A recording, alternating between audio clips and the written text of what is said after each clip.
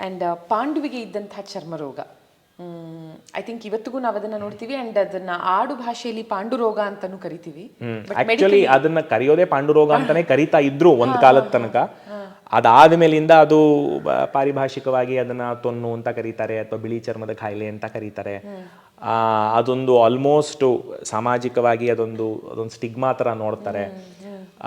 Actually ಅದಕ್ಕೆ ನಾವು ಲ್ಯೂಕೋಡರ್ಮಾ ಅಂತ ಕರಿತೀವಿ.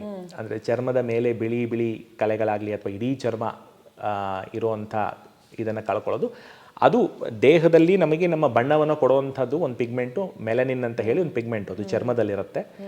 ಆ ಮೆಲನಿನ್ನ ಅಭಾವದಿಂದ, ಮೆಲನಿನ್ನ ಕೊರತೆಯಿಂದ ಚರ್ಮಕ್ಕೆ ತನಗೆ ಸಿಗ್ತಕ್ಕಂಥ ಸ್ವಾಭಾವಿಕ ಬಣ್ಣ ಇರೋದಿಲ್ಲ. ಅವಾಗ ಏನಾಗುತ್ತೆ ಅಂತಂದರೆ, ಸಾಧಾರಣವಾಗಿ ಚರ್ಮಕ್ಕೆ ಬಣ್ಣ ಇಲ್ಲದೆ ಇರಬೇಕಾದ್ರೆ ಅದು ಕಾಣದೇ ಬೆಳ್ಳಕ್ಕೆ. ಓಕೆ. ಸೊ ಆಗಿನ ಕಾಲದಲ್ಲಿ ಅವನಿಗೆ ಆ ಒಂದು ತೊಂದರೆ ಇತ್ತು ಅನ್ನೋ ಉಲ್ಲೇಖ ಇದೆ. ಈಗಿನ ಕಾಲದಲ್ಲಿ ನಾವು ನೋಡಬೇಕಾದ್ರೆ ಜನಕ್ಕೆ ಆ ಥರ ಇರೋದು ಅಂತಂದರೆ, ಸೊ ಅದೇ ರೀತಿಯಾಗಿರ್ತಕ್ಕಂಥ ಒಂದು ತೊಂದರೆ ಆಗಿನ ಕಾಲದಲ್ಲೂ ಇತ್ತು, ಈಗಿನ ಕಾಲದಲ್ಲೂ ಇದೆ. ಕರೆಯೋ ಹೆಸರು ಬೇರೆ ಅಷ್ಟೇ, ಬಟ್ ಮೂಲಭೂತವಾಗಿರ್ತಕ್ಕಂಥ ತೊಂದರೆ ಅದು. ಕರೆಕ್ಟ್.